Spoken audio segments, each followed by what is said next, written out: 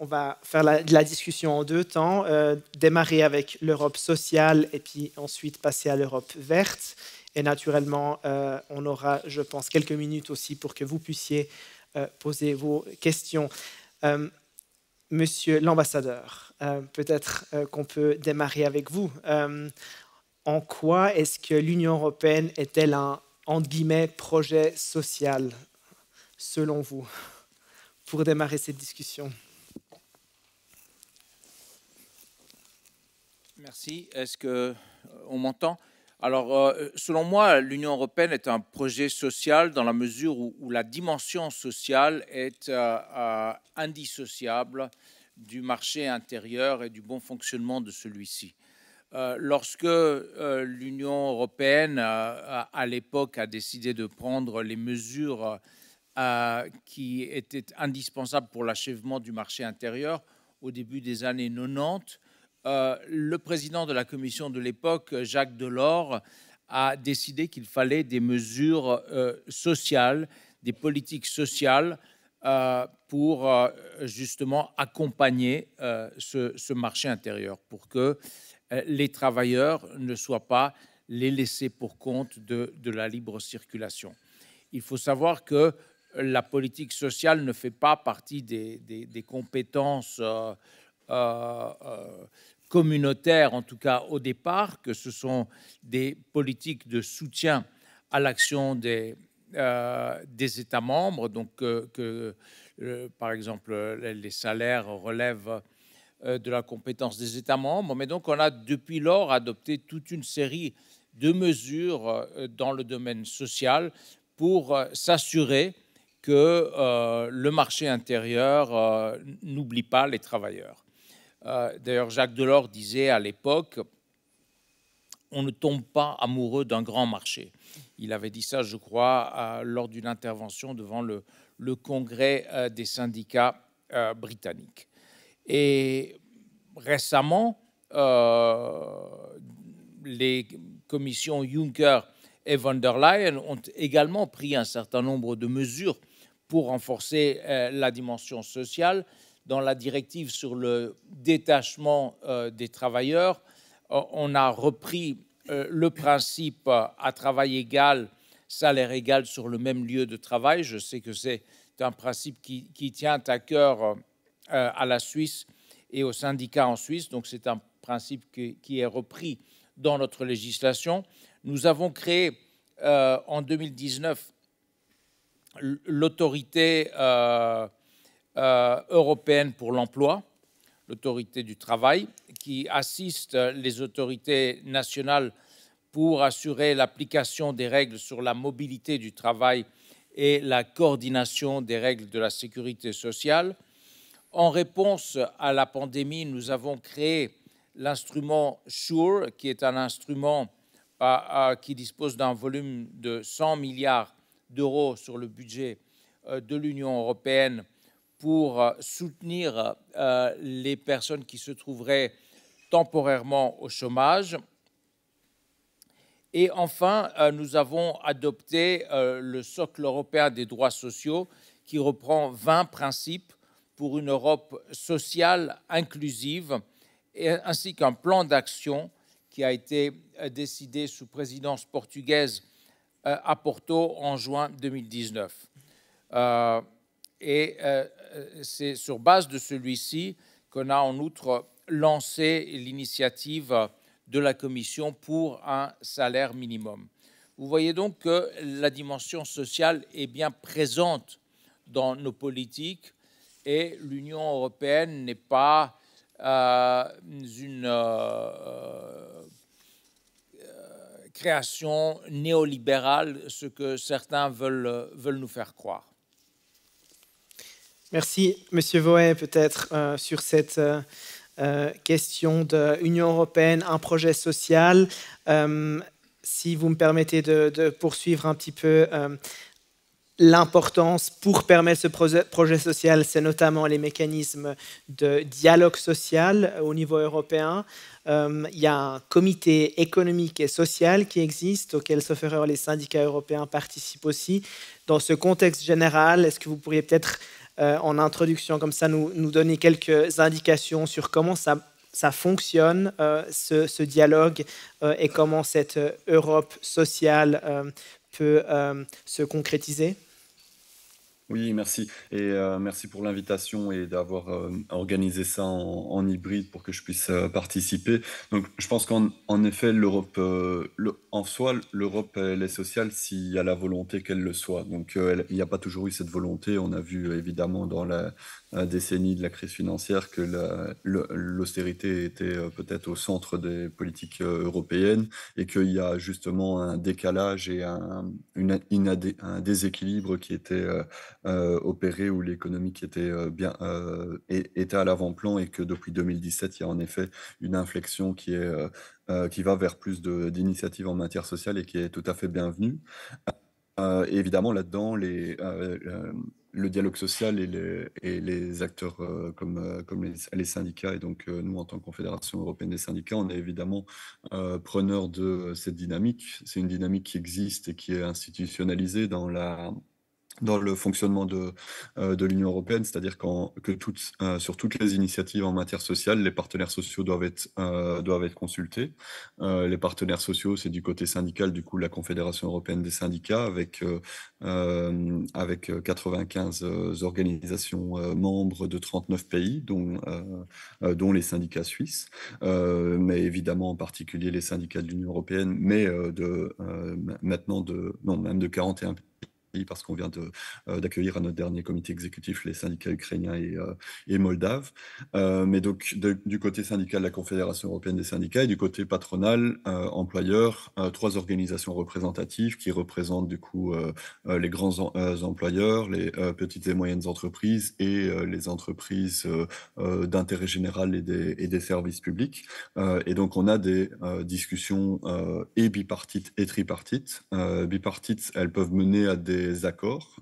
Donc, il y a eu dans le passé, et c'est même dans le traité de l'Union européenne, si les organisations représentatives des employeurs et des employés se mettent d'accord sur un texte, ils peuvent le proposer et que ce soit transformé en directive par la Commission européenne.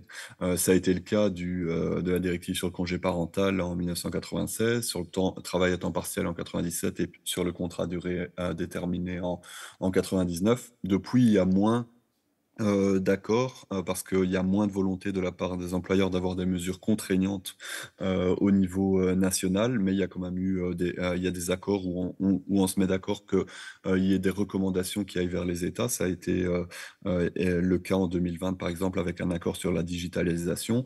Et aujourd'hui, par exemple, on est dans un processus de négociation là d'un accord contraignant sur le télétravail et le droit à la déconnexion. Donc le dialogue social, ça peut produire des résultats dans les 27 pays membres de l'Union européenne, si justement dans quelques mois on arrive à une directive sur le droit à la déconnexion et au télétravail, ça devrait être transposé dans les États membres. Il y a évidemment à côté de ça aussi d'autres initiatives, comme les dernières initiatives, comme la directive sur le salaire minimum, sur le travail de plateforme, où là, on n'est pas arrivé à un accord entre employeurs et syndicats, et du coup, la Commission européenne prend la main, prend l'initiative et organise justement du coup la proposition de directive, mais je pense qu'on y reviendra. Donc, en effet, dialogue social institutionnalisé qui peut amener des résultats et des implémentations au niveau national s'il y a la volonté. Mais après, évidemment, beaucoup de consultations aussi sur les initiatives sociales s'il n'y a pas moyen d'avoir des accords avec les employeurs. Merci. Peut-être Chantal, on m'entend? Non? Est-ce qu'on m'entend? Oui. Chantal Taux, vous suivez le développement de l'Union européenne depuis un certain nombre d'années en tant que journaliste également. Vous portez quel regard sur l'évolution de l'Union européenne dans ce domaine-là? Voilà. Oui, Merci. Je dirais que, en fait, la question sociale, elle était presque en embuscade par rapport à l'objectif de construire un grand marché. Et on sait que ce travail de construire un grand marché unique, ça a occupé les communautés européennes pendant les années 60, 70. Et ensuite, on a eu le marché unique, la monnaie unique. Et donc, si on a un grand ensemble économique fonctionnel, à un moment, l'économie, elle ne fonctionne pas toute seule. Il y a des hommes et des femmes. Et donc, il y avait un besoin de coordination. Et cette question sociale, elle était en embuscade. Mais je tiens quand même à rappeler que finalement, les politiques sociales, elles restent quand même aux mains des États. Et ce qu'il y a d'intéressant, c'est que la construction européenne oblige à se comparer. On sait ce qui se passe dans les autres pays, combien de semaines pour le congé maternité, pour le congé parental. Et puis, ça donne des idées et puis ça a un effet inspirant. Ce que je trouve aussi intéressant, et on l'a un petit peu touché du doigt ce matin, c'est que finalement, l'Union européenne, eh bien, voilà, c'est un espace de concurrence régulé, à la loyale, qui s'est inscrit dans la logique de la mondialisation. Cette mondialisation, elle rencontre des vents contraires avec la crise financière, la pandémie, la guerre en Ukraine et la crise énergétique qui en découle.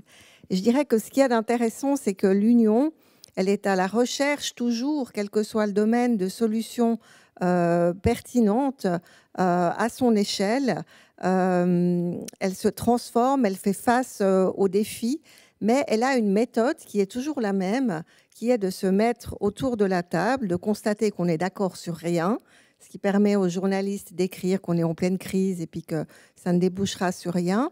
Et puis quelques semaines, quelques mois plus tard, souvent aussi grâce aux impulsions de la Commission européenne, à la fin, ça avance quand même. Et pour si muove, comme disait déjà Galilée, et comme ça on aura prononcé 3 mots aussi en italien aujourd'hui.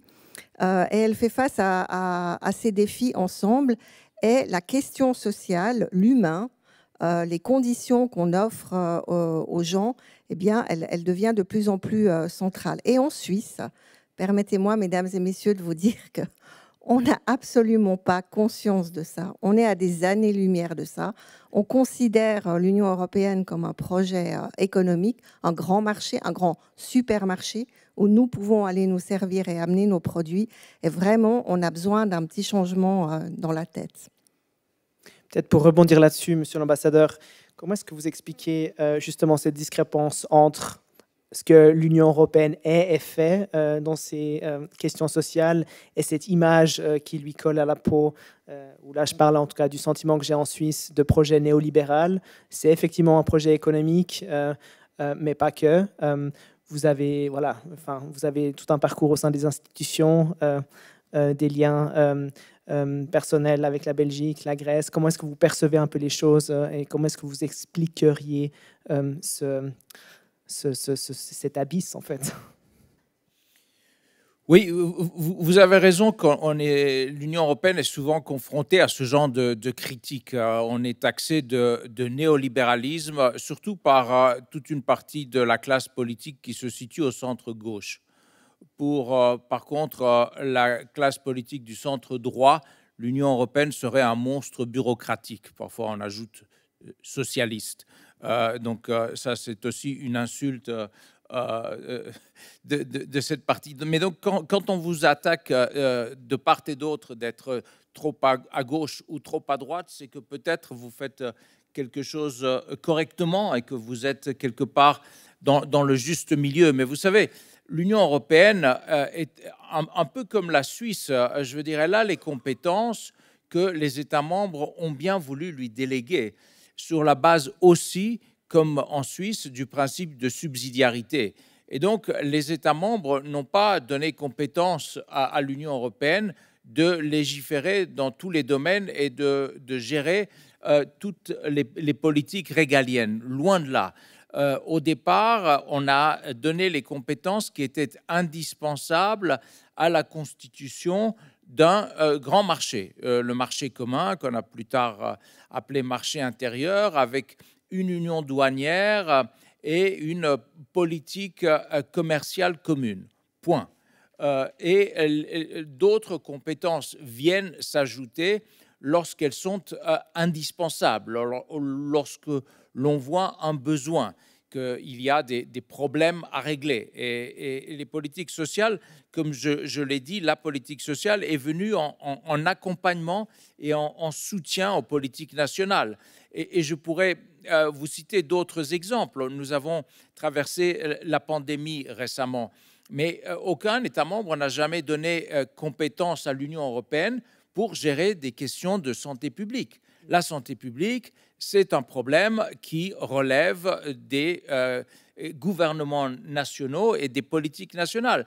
Mais alors, lorsque l'on s'est rendu compte qu'en fermant les frontières pour limiter la libre circulation, on allait affamer nos populations et détruire le marché intérieur, on a bien dû se mettre très rapidement autour d'une table pour adopter des solutions communes face à cette pandémie. Lorsqu'on s'est rendu compte aussi que si on se faisait concurrence pour l'achat de vaccins, là encore, un domaine qui n'était pas du tout réservé à l'Union européenne, qu'est-ce qui se passerait? Nos États membres les plus riches allaient faire main basse sur tous les vaccins et les États membres les plus pauvres n'en auraient pas pour leur population. Vous imaginez les tensions que ça aurait créées au sein de notre Union. C'est pour la raison pour laquelle on a donné mandat à la Commission, qui n'avait aucune expérience et aucune compétence à la matière, de négocier l'achat de vaccins au profit de toute la population de l'Union européenne, de nos 450 millions de citoyens. Et malgré quelques hicks et quelques accros au départ, cela a été un très grand succès. Nous avons pu vacciner tous ceux qui ont souhaité être vaccinés en l'espace de 6 mois et les vaccins ont été acquis à bon prix et en faisant preuve de solidarité les uns vis-à-vis des autres. Ça aussi, c'est la politique sociale, que les citoyens des pays les plus riches n'aient pas accès aux vaccins alors que ceux des plus pauvres n'y aient pas accès ou alors à des prix beaucoup plus élevés. Merci Ludovic Voet.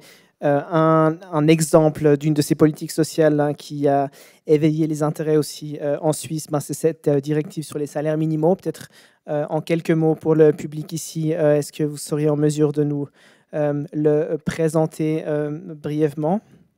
En quoi est-ce que ça consiste, la portée de cette directive?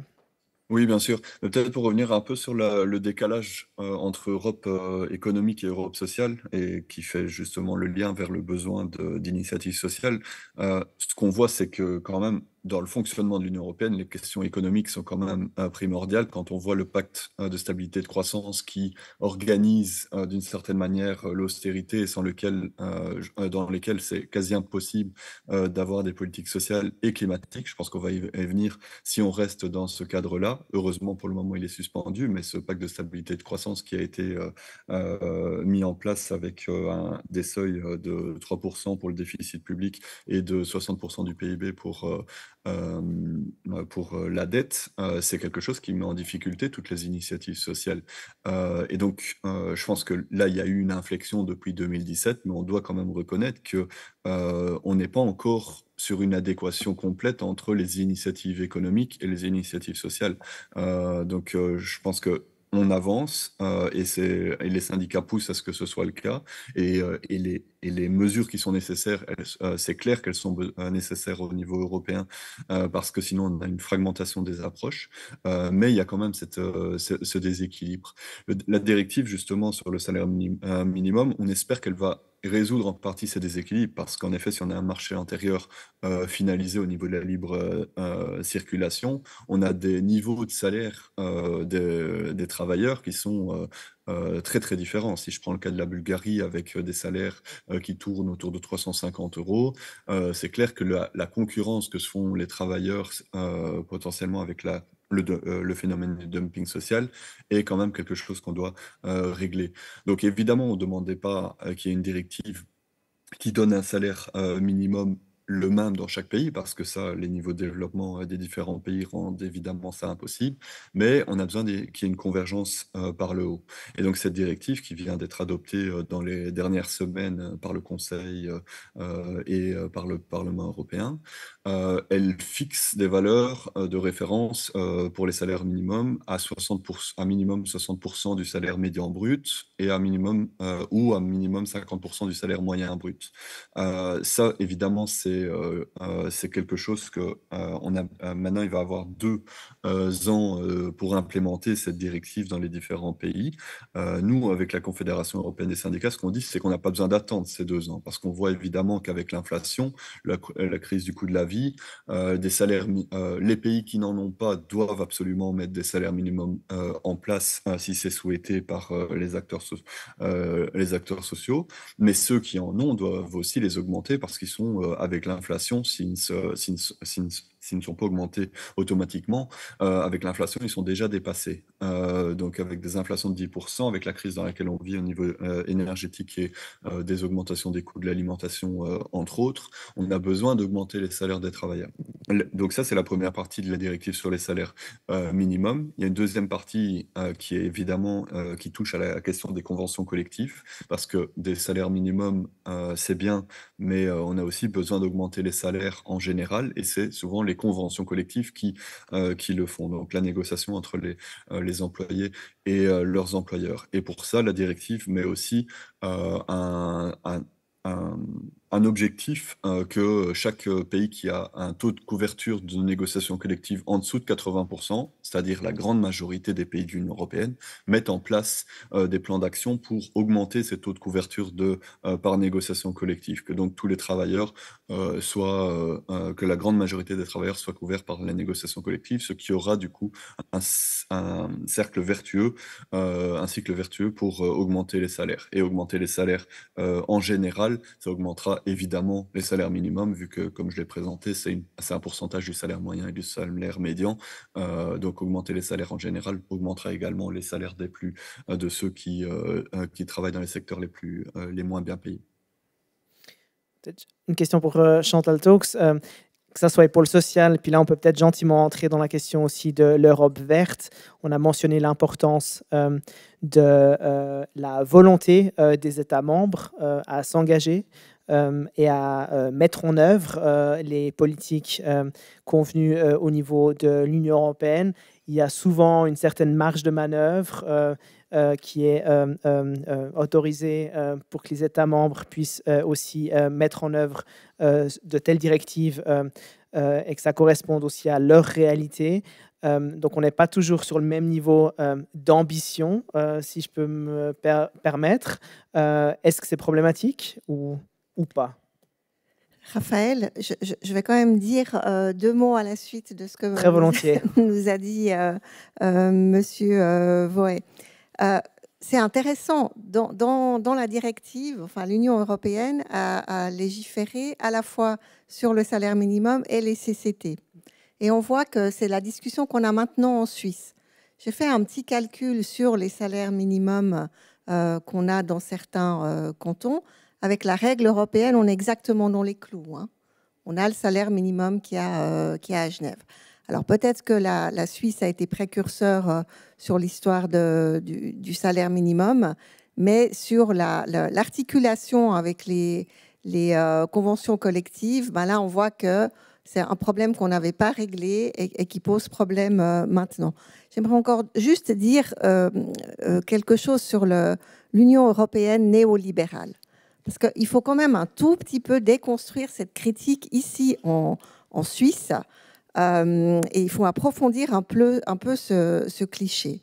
Il y a une crainte en Suisse, elle est réelle, elle est compréhensible, de voir les salaires baisser en cas d'adhésion, ou en tout cas en cas de rapprochement avec l'Union européenne. Parce que, comme on le sait, on a les salaires parmi les plus élevés de l'Union européenne. Mais j'ai envie de dire, dans les autres pays européens, les salaires sont moins élevés, mais les gens ne sont pas assommés chaque automne par des primes d'assurance maladie qui grimpent, au point que bientôt un tiers des gens ne peuvent plus les payer et doivent être aidés. On arrivera gentiment à la moitié d'ici quelques années. Pourquoi ? Parce que dans les autres pays, la fiscalité est certes plus lourde, comme on aime bien dire en Suisse, mais elle est aussi plus redistributive et elle finance les systèmes de santé. Donc on a cette critique en Suisse sur l'Union européenne, mon Dieu, c'est des affreux néolibéraux, mais en fait, en termes de parité de pouvoir d'achat ou de niveau de vie, on devrait peut-être quand même relativiser un peu les choses. Et cette déconstruction montre à quel point les syndicats en Suisse ont pris la question européenne en otage pour obtenir des concessions du patronat qu'ils n'obtenaient plus dans le climat de dialogue social qui était celui de la Suisse il y a encore 20 ou 30 ans. Donc ça, quand même, il faut le dire et puis balayer devant notre porte avant de qualifier ce qu'est vraiment l'Union européenne.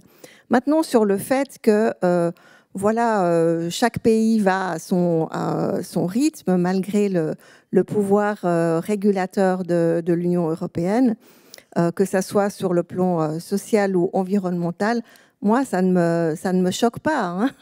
Il y a comme ça ceux qui avancent vite, il y a ceux qui suivent, il y a la Commission qui essaye de donner des impulsions, et on l'a aussi vu ce matin avec l'histoire des sanctions à l'égard de la Russie. Monsieur Selmayr nous a expliqué qu'en 2014, le consensus il s'est pas fait, alors qu'en février dernier, il s'est fait en quelques heures. Donc voilà, moi je ne suis pas choquée par le fait que tous les États membres ne vont pas à la même vitesse, mais j'ai envie de dire ils vont tous dans la même direction. Et le Parlement européen, comme la Commission, servent d'aiguillon. Et puis, si on doit arriver sur les questions environnementales, j'ai envie de dire, et c'est le pape François qui l'a dit, personne ne se sauve tout seul. Et alors, c'est vrai pour toutes sortes de sujets, mais c'est spécialement vrai quand on parle de politique climatique ou environnementale. On ne sauvera pas le climat tout seul dans notre coin, on ne sauvera pas nos glaciers tout seul dans notre coin, même si on fait une initiative populaire ou un contre-projet. Il faut de la coordination et de la convergence et des objectifs ambitieux. Et tout ça, c'est la boîte à outils de l'Union européenne. Et je ne comprends pas et je ne comprendrai jamais pourquoi nous, en Suisse, on se prive d'utiliser cette boîte à outils tellement efficace. Merci. Peut-être là directement une question là, à Monsieur l'ambassadeur. La Commission von der Leyen a très rapidement présenté un pacte vert européen et a fait part d'ambitions en matière de transition verte, de lutte contre le changement climatique qui sont très conséquentes.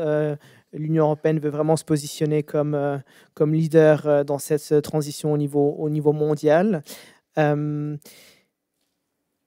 Et maintenant, j'ai perdu ma question, mais je pense que je vais rebondir là-dessus. Est-ce que, dans le contexte actuel de la crise énergétique, est-ce qu'il y a un risque de voir ralentir ou de voir s'abaisser cette ambition-là parce qu'on est dans l'urgence, il faut répondre à un besoin énergétique et recourir à des énergies qui sont un peu moins propres que celles qu'on souhaiterait? Peut-être quelques mots à ce propos par rapport à justement où est-ce qu'on en est dans ce dossier-là. Oui, merci. Vous avez raison de rappeler que le pacte vert est un des grands axes de la Commission von der Leyen.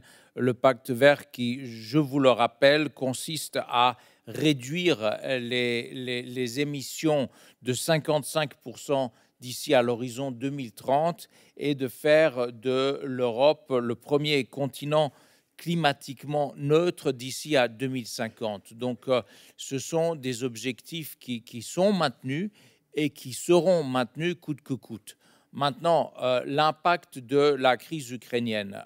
Effectivement, on s'est rendu compte avec cette invasion barbare d'un pays européen souverain et indépendant que cela nous faisait revenir en arrière et que la dépendance énergétique dans laquelle nous nous étions mis vis-à-vis de la Russie n'était plus tenable. Donc nous avons dû changer très rapidement nos fournisseurs. Cela a été dit ce matin. Nous sommes passés d'une dépendance de 45% d'importation de gaz de la Russie à 7,5% en l'espace de 6 mois. C'est quand même assez considérable. Nous nous sommes réorientés vers d'autres fournisseurs plus fiables et moins menaçants, si je puis dire. Et en même temps, nous avons dû prendre certaines mesures qui peuvent parfois être perçues comme un retour en arrière. On a remis en fonctionnement certaines centrales,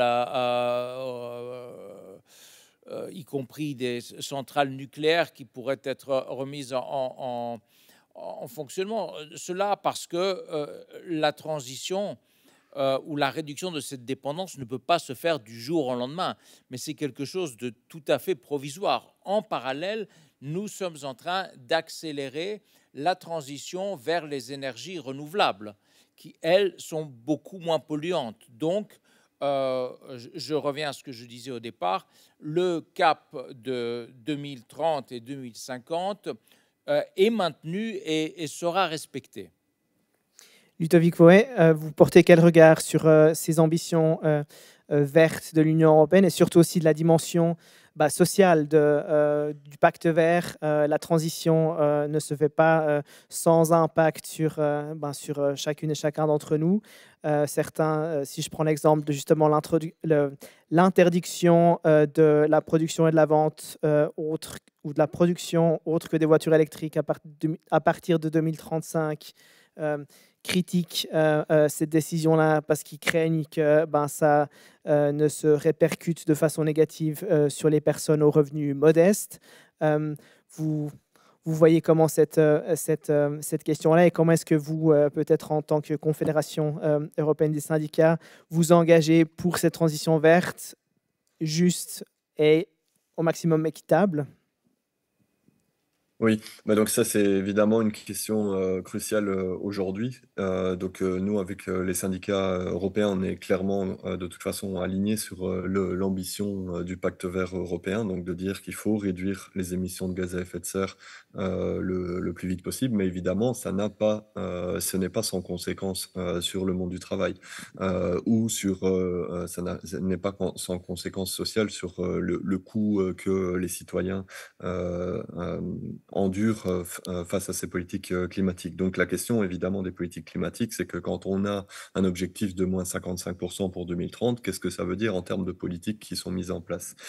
Et là, on voit qu'il y a un décalage aussi entre les politiques climatiques et les politiques sociales au niveau européen. On laisse à nouveau les politiques sociales aux États, alors que les effets des politiques climatiques vont avoir des effets dans tous les écosystèmes, dans les industries, en ne s'arrêtant pas aux frontières nationales. Si on prend les exemples de comment évidemment les industries intensives en charbon vont devoir fermer, c'est des travailleurs qu'on doit reformer, qui doivent trouver d'autres boulots, et l'anticipation de ces changements, elle doit être faite au plus vite. Ça a évidemment des conséquences importantes sur ces travailleurs-là, mais c'est quelque chose qui est faisable si on anticipe au plus vite et qu'on met en place les mesures adéquates. Pour le moment, on a un fonds de la transition juste, un fonds qui est trop faible dans son financement et qui est trop faible aussi dans son étendue, donc il ne concerne que les énergies intensives. Les secteurs d'énergie intensive. Si on prend l'exemple, comme vous l'avez fait, de la production de voitures électriques, ça a évidemment aussi une dimension et sociale sur le coût et sur le travail. Parce que, juste pour approfondir un peu sur le travail, évidemment, on continuera à faire des voitures, mais continuer à faire des voitures électriques et pas à combustion interne, ça a des conséquences sur le nombre de travailleurs dont on a besoin. Il y a besoin apparemment de moins de force de travail pour produire des véhicules électriques que des véhicules à combustion interne. Et pire que ça, en fait, il y a un risque de reconcentration sur l'Allemagne et sur quelques pays de ces industries, alors qu'il y avait pas mal de chaînes de sous-traitance de l'industrie automobile à combustion interne dans les pays de l'Est. Donc si la transformation pour aller vers la neutralité carbone veut dire l'augmentation des inégalités en termes de revenus, parce que ces conséquences ne sont pas anticipées, on va devant des risques importants aussi de déstabilisation, parce que des gouvernements qui seraient plus climato-sceptiques ou qui promettraient n'importe quoi aux citoyens affectés auraient plus facile à arriver au pouvoir. C'est évidemment aussi le cas pour le prix, comme vous l'avez abordé. Si aujourd'hui on a des stratégies, des véhicules, des industries automobiles qui sont de se concentrer sur la qualité et le prix du produit plutôt que la quantité, alors qu'on a besoin d'une quantité importante de véhicules pour justement arrêter de produire des véhicules à combustion interne. Donc, ce qu'on dit avec les syndicats, nous, c'est que chacune de ces mesures, on a besoin d'en connaître les conséquences sociales et de les anticiper. Ça veut dire qu'il y a besoin des études d'impact de chacune des mesures climatiques, qu'il faut que et que toutes ces conséquences soient discutées avec les syndicats, qu'il y ait les mesures de financement adéquats, qu'il y ait des mesures de reformation des travailleurs adéquats et qu'on anticipe ces mesures de reformation, parce que c'est plus facile d'aujourd'hui prévoir la reformation des travailleurs pour dans 10 ans que d'attendre les transformations dans l'industrie et dans 10 ans que ces travailleurs soient mis au chômage pour qu'on en prenne alors certains qui soient plus qualifiés à ce moment-là. Donc les risques sociaux qui sont liés aux politiques climatiques, on trouve qu'ils sont sous-estimés. Ils sont reconnus sur le papier, parce que c'est à chaque fois dit que la transition devra être juste ou elle ne sera pas, mais on voit que les politiques climatiques sont mises en place et elles sont obligatoires, alors que les conséquences sociales de ces politiques climatiques, on fait des recommandations aux États, l'Union européenne fait des recommandations aux États de les prendre en compte, et malheureusement, dans beaucoup d'États, c'est pas forcément pris au sérieux, et avec l'anticipation et la consultation des partenaires sociaux et des syndicats en particulier. Donc nous, on voit un risque à ça. Et on a besoin justement d'avoir la même adéquation entre les politiques climatiques et les politiques sociales, qu'elles soient au cœur, que chaque politique climatique ait déjà l'anticipation des politiques sociales, que la question de la redistribution, la question de la justice climatique soit au centre de ces mesures, pour que ces mesures n'amènent pas à des augmentations incroyables de coûts ou à des destructions de jobs. Dans ce cas-là, si on arrive à faire ça, à les mettre en adéquation, alors on aura un narratif du pacte vert qui sera mobilisateur pour les travailleurs, qui sera mobilisateur pour les citoyens, et qui montrera qu'on peut aller vers la neutralité carbone et que c'est positif pour l'ensemble de la population. Et ça le sera parce qu'on voit déjà les effets du changement climatique aujourd'hui, tant en matière de pollution, tant en matière de feux de forêt, d'inondations, etc. Donc il y a besoin d'agir très vite, mais ça ne peut pas se faire à n'importe quel coût social. Merci Chantal. Un petit mot sur le contexte de la lutte contre le réchauffement climatique. C'est une thématique, il y a urgence, qui mobilise aussi beaucoup de jeunes. Peut-être quelques mots, votre regard sur comment les institutions européennes peuvent ou devraient répondre à ces préoccupations. Puis on fait peut-être comme ça le pont aussi avec ce que font les syndicats. Et puis on a déjà mentionné le rôle des États membres ou des États tout simplement. Mais je pense que M. Voet vient de le démontrer. On pourra pas réussir cette transition énergétique, cette Europe climatique, sans s'occuper des gens et de l'impact des mesures sur les gens. Donc on est dans un contexte où certains réclament l'urgence climatique. Mais c'est quoi l'urgence climatique ? Alors, je ne remets pas en cause les conclusions du GIEC. Je dis simplement que du point de vue du droit, le droit d'urgence, c'est quand même quand on suspend la démocratie. C'est ça qui se passe. Au début des guerres, dans les parlements, on vote les pleins pouvoirs et on fait du droit d'urgence. Et alors, je ne suis pas sûre que c'est ça qu'il faut faire avec les enjeux climatiques. Il faut que la démocratie fonctionne, il faut du débat, il faut de la confrontation des idées et des solutions. Et il faut surtout aussi anticiper les impacts et embarquer les gens. Donc les oukases venus d'en haut en disant droit d'urgence, urgence climatique, ça ne fonctionnera pas. Voilà.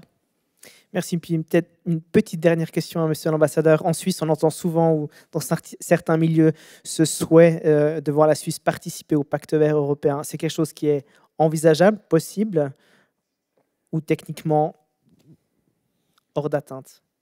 Oui, tout à fait. Je dirais que dans le domaine du changement climatique et du pacte vert, c'est encore un sujet de plus où la Suisse et l'Union européenne sont sur la même longueur d'onde. Nous avons des objectifs qui sont, sinon identiques, du moins largement compatibles. Je crois que la Suisse s'est engagée à réduire ses émissions de carbone de moins 50% jusqu'en 2030 et d'arriver à la neutralité nette en 2050. Donc vous voyez des objectifs quand même très proches des nôtres. Pour ce qui est de participer à des programmes concrets, il s'agit surtout d'objectifs que nous nous sommes fixés et de moyens budgétaires très importants que nous avons alloués, un total d'environ 600 milliards d'euros sur notre budget de relance qui sera dédié au pacte vert et à ses objectifs. Et donc, la Suisse est bien entendu bienvenue de s'en inspirer et de s'y aligner, parce que là encore, c'est un domaine typique où la pollution, les résultats du changement climatique ne connaissent pas de frontières, ne s'arrêtent pas aux frontières, et ce n'est qu'en agissant tous ensemble, en Europe et au-delà, bien entendu, que nous arriverons à des résultats. Voilà, je voulais voir si au sein du public, il y avait une ou deux questions qu'on pourrait encore prendre de façon groupée. Il y en a une là-bas. Le micro arrive depuis le fond. De ce côté-là, oui.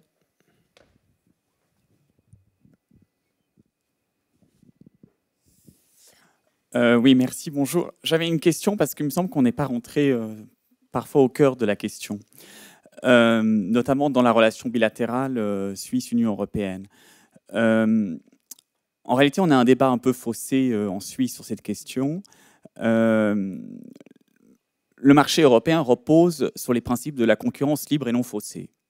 C'est d'ailleurs pas, contrairement à ce que dit Pierre-Yves Maillard, une lubie de néolibéraux à Bruxelles, c'est dès le traité CECA, où Robert Schuman avait demandé dans la négociation avec les Allemands, par souci de parité avec les entreprises sidérurgiques françaises, d'introduire ces clauses pour protéger les entreprises françaises d'un accès au marché libre. À partir de là, l'Union européenne a parachevé le marché unique jusqu'aux les années 90, et la question sociale s'est posée peut-être après. Mais en Suisse, on n'a pas cette lecture-là, pour des raisons à mon avis fausses, mais sur lesquelles il faut quand même revenir.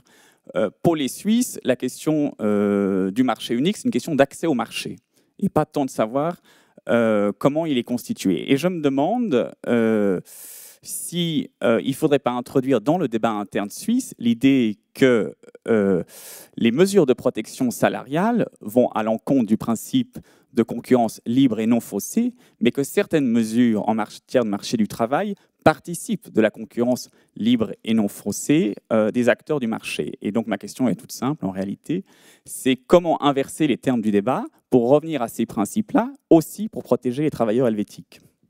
Merci. Je prends directement encore la question de monsieur, de l'autre côté.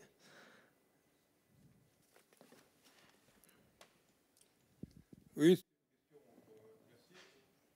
Aux représentants des syndicats européens, comme vous savez, puisque les syndicats suisses participent à vos débats, le syndicat, dans le cadre du Parti socialiste, joue un assez grand rôle et on peut dire ça comme ça, a contribué un peu à l'échec de l'accord institutionnel. J'exagère peut-être un peu, mais enfin, c'est à peu près la vérité.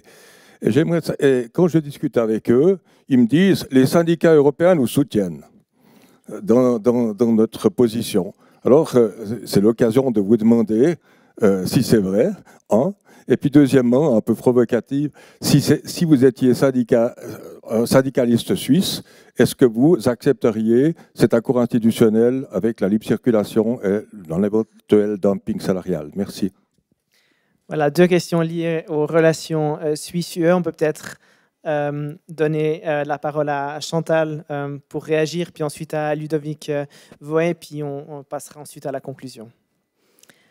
Bon, alors, par rapport à la manière dont la question s'est posée en Suisse pour la protection des travailleurs, je rappelle quand même que c'est seulement au moment où on a commencé à négocier avec l'Union européenne la libre circulation des personnes qu'on a mis fin au statut du saisonnier, qui était quelque chose de complètement inique.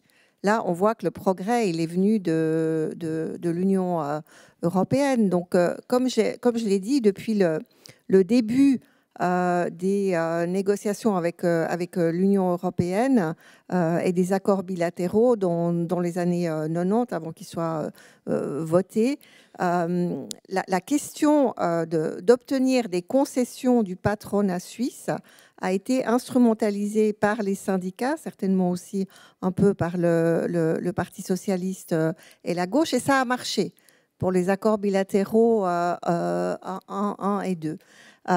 Et puis ensuite, ça n'a plus marché. D'où la fissure qu'on a constatée dans le soutien aux accords bilatéraux et à l'accord cadre tel qu'il avait été négocié.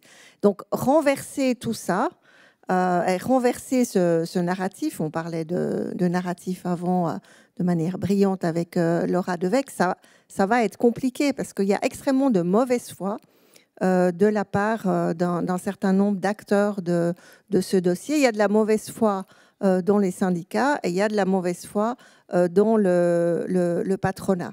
Et puis, ce qui reste, comment dire, très fort, c'est cette grande peur des Suisses de voir leur niveau de vie et leur salaire baisser, quelle que soit la forme du rapprochement avec l'Union européenne. Alors, il faudra faire de la pédagogie, il faudra montrer les avantages et puis il faut espérer qu'il y aura un petit peu plus de bonne foi que ces quelques dernières années. Merci Ludovic Voet, une réaction? C'est comme l'Union européenne, on laisse les États membres et nos syndicats définir leur stratégie nationale. Donc on est une confédération et on n'a pas vocation à décider des positions au niveau des États et des stratégies syndicales. Je pense que ce qu'il y a derrière la question, en tout cas, et qui est important, c'est que je pense que l'Union européenne, pour convaincre, elle a besoin de finaliser son approche sociale. Elle a finalisé son approche économique et de marché intérieur, mais elle reste imparfaite sur la question des déséquilibres sociaux. Et on voit très bien qu'il y a quand même des difficultés à convaincre là-dessus. On voit qu'il y a une directive sur les salaires minimums. On voit que certains pays nordiques ont des difficultés avec toutes les initiatives sociales parce qu'ils veulent aussi protéger, par exemple, dans le cas de la Suède, protéger la concertation sociale entre les employeurs et les travailleurs qui fonctionne bien là-bas. Et donc, on voit que là aussi, c'est une question de convaincre que l'Union européenne va apporter un plus sur les dimensions sociales. Et je pense qu'avec les vagues aussi aujourd'hui, avec de plus en plus de gouvernements non plus néolibéraux, mais allant à l'extrême droite, la question de convaincre les travailleurs que l'Europe est l'endroit où les politiques doivent se prendre. Et la question climatique le prouve, c'est nécessaire de prendre les questions énergétiques le prouvent aussi. Il y a besoin de prendre des mesures au niveau européen parce que sinon on a des approches fragmentées qui mettent en concurrence les travailleurs. Et la concurrence, elle est souvent plus au détriment des travailleurs que des entreprises. On voit qu'il y a du mal à finaliser ça. J'avais une discussion assez récemment encore sur la question de l'énergie.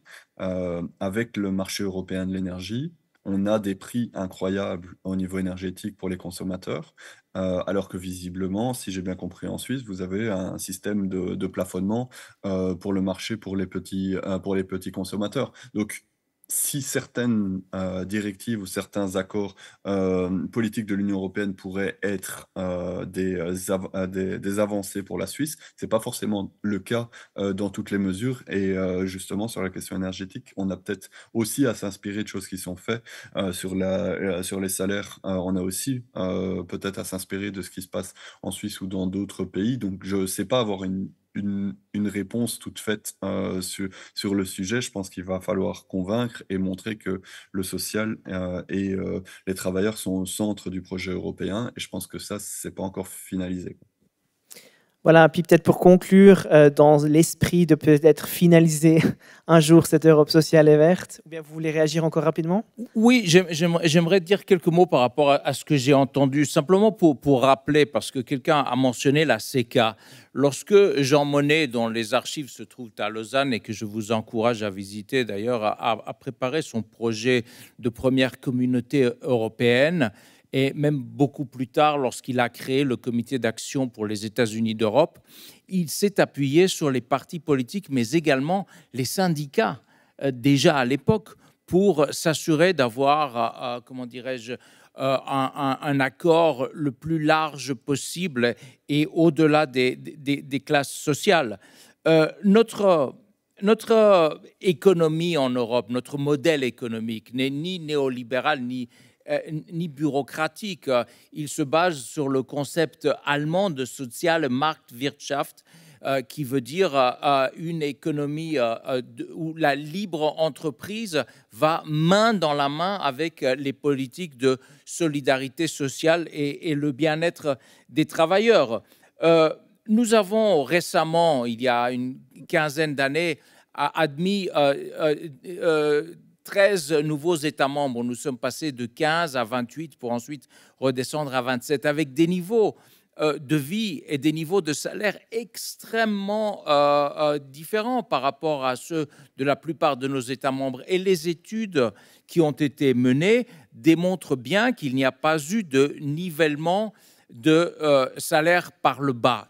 Et pour conclure, je vais peut-être citer quelques chiffres qui avaient été cités il y a quelques années par la chancelière allemande de l'époque, Madame Merkel, qui ne sont peut-être pas tout à fait d'actualité, mais qui ne doivent pas être non plus complètement détachés de la réalité. Elle avait dit à l'époque, l'Union européenne représente 12% de la population mondiale, 25% du PIB mondial et 50% des dépenses sociales dans un monde.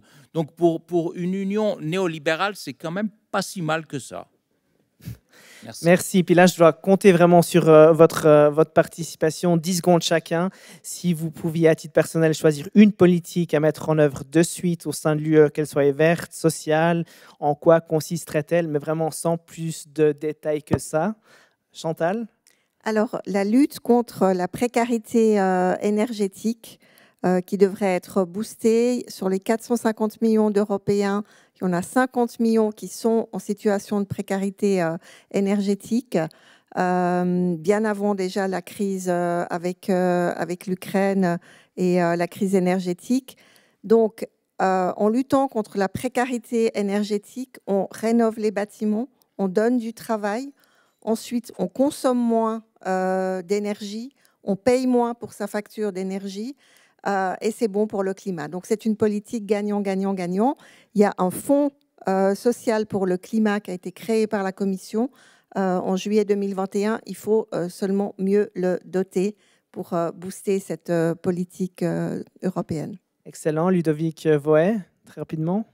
La taxation des surprofits et en général des revenus les plus forts, parce que c'est une mesure et sociale et verte. On voit que si je prends juste les bénéfices de Total échelle sur les 3 derniers mois, c'est 830 € par seconde. Si vous connaissez les salaires minimums au niveau européen, c'est souvent plus. Donc en une seconde, plus de bénéfices qui sont faits qu'un salaire. Donc on a besoin d'aller chercher l'argent justement pour financer les politiques sociales et vertes. Sinon, on va devoir le faire par la dette et on le payera plus tard. Donc il y a besoin de politiques redistributives. Merci, monsieur l'ambassadeur. Oui, l'Europe est actuellement confrontée à de très, très grands défis, des défis existentiels, et je crois que nos populations ne vont accepter les sacrifices qui sont demandés que si elles sont convaincues qu'il y a une répartition équitable des charges. C'est-à-dire qu'il ne faut que personne n'ait à choisir entre manger et se chauffer en Europe. Comment on va y arriver? La redistribution, effectivement, doit jouer un rôle, mais il faut s'assurer que personne n'ait froid et que personne n'ait faim en Europe. Un grand merci à vous trois d'avoir participé à cette discussion, à distance, sur place.